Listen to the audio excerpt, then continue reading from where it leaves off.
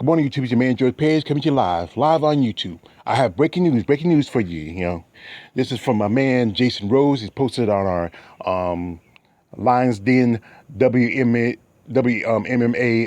community, which is our Facebook page. He is the administrator, and he's not Walter Cronkite, but he is Errol Almoro of our page, and he posted this afternoon. I just didn't see it, but I don't know if anybody else heard about it. But Jihn Yu Frey is now going to be fighting on the UFC 12 card with Poirier versus Hooker.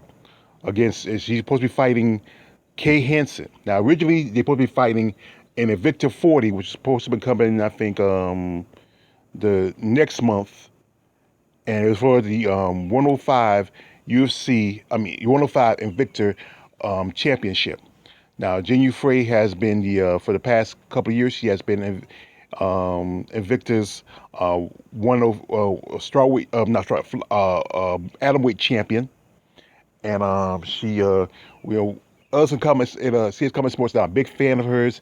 We feel her first fight with Mina Gunnison, she didn't really win, but they gave it to her anyway, and now she gets a chance to step up and fight at 115, the start division, in UFC.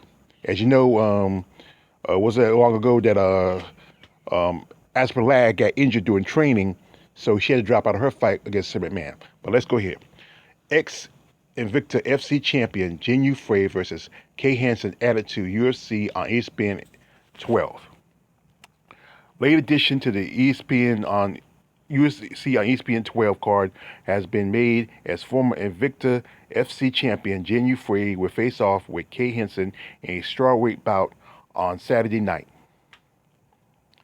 Multiple sources confirm the booking to MMA fighting following an initial announcement from Frey's management on Twitter. Frey will make a octagon debut following a 3-1 run in her past 4 fights, with her only loss coming in of rising with she fell to Ayaka Hamasaki by decision. Outside of that setback, Frey has picked up a pair of wins over Mina Gunnison, as well as victory against Smashy Ashley Cummings. In the most recent bout, as for Hansen, she will make her UFC debut after spending almost her entire fighting career under the Invicta FC banner. The 20-year-old prospect has won her past 2 fights in a row before signing for a short notice fight on Saturday night. The addition of Frey versus Hansen likely comes on the result of former UFC title challenger Sid McMahon dropping off the card after opponent Asper Ladd suffered a knee injury in training. A suitable replacement couldn't be found in time, and sources confirmed to MMA Fighting on Sunday that McMahon would not compete this weekend.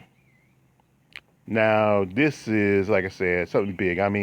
But here's the thing is, for a long time, we've been talking about Jihn Yu Frey and a couple of fighters from Invicta coming up, but not as straw weights, but as atom weights for the 105 division. Now, UFC doesn't feel like they don't like the idea of, smaller women, but they don't like the idea of bigger women. How they haven't really developed the featherweight division. But, the past, Invicta has always been the recruiting ground for the UFC when it comes from the women. And Invicta is mostly an all women's fighting organization. And several women have come from Invicta, such as Chris Cyborg, Megan Anderson, Angela Hill. She's been back and forth. They just picked up Brianna Van Buren. They just picked up Verna Jodorova. But Frey, this is a big opportunity. UFC is a bigger show, more money. You got to think about it in a way. Even if she fought for her title, her former title as atomweight champion, she's getting probably a bigger paycheck coming on and fighting part of the Poirier versus Hooker card. And I think, I'm not sure if they're gonna put her. They're probably gonna put her either she's part of the prelims or but she's somewhere on the show. Depending where she is, and probably will stick where you originally gonna have Ladd versus McMahon. But this is both for opportunity for both these women, both Kay, because Kay, she's still young. She's only 20 years old. Jaden, he loves young up and coming fighters.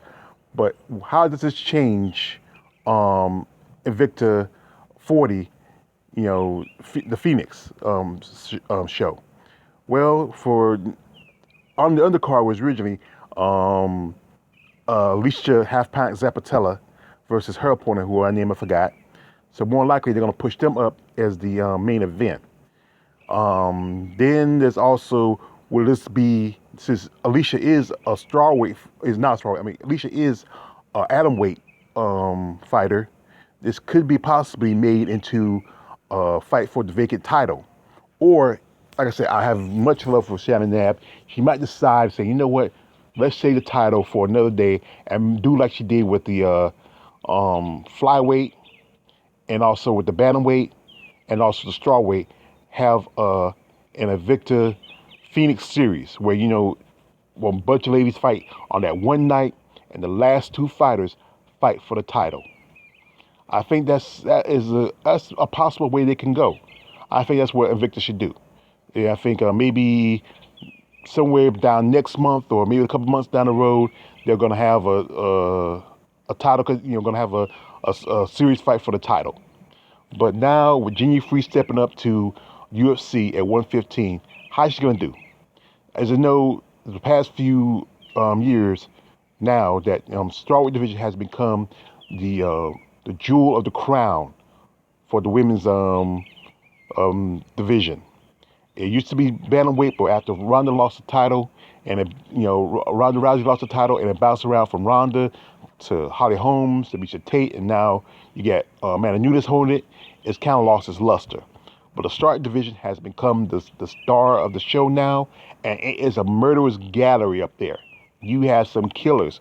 You still have Jessica Andrade. You have Rose Namajunas. You have Tatiana Suarez. You have just the former Invicta strawweight champion. Even though she lost, but she's still a prospect. Brianna Van Buren, and you still have Joanna. Don't call her Bojangachek, JJchek. And it's just it's I don't know how Jihn Frey is going to do.